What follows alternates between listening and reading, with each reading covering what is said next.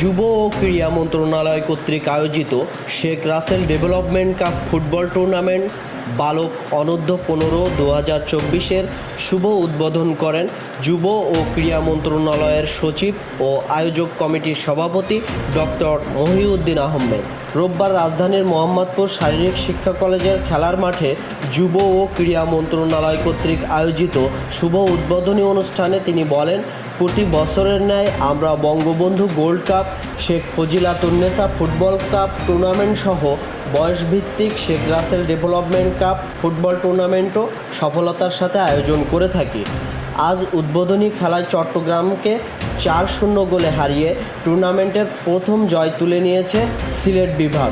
জাতীয় পর্যায়ের এই টুর্নামেন্ট দেশের প্রতিটি জেলা থেকে বিভাগ চ্যাম্পিয়ন হয়ে জাতীয় পর্যায়ে এই টুর্নামেন্টের আয়োজন করা হয়। টুর্নামেন্টের সমাপনী ও পুরস্কার বিতরণী সভা সোমবার মোহাম্মদপুর শারীরিক শিক্ষা কলেজের মাঠেই অনুষ্ঠিত হবে।